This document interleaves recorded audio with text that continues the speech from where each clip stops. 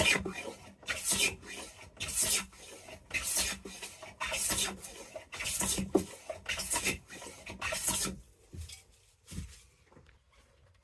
afternoon, guys and girls, how you doing? So this morning's treasure, you saw me just playing with it there, is a wee Stanley 9 1/4 block plane. I just sharpened it up, quite happy with it, got a few nicks out the blade. So this was manufactured between 1949 to 1960. Casting's a wee bit rough, but it aids to the grip actually, so you could sand it back and put your handle, clean that off. Maybe it wasn't used very much, but the old chap has built it up again.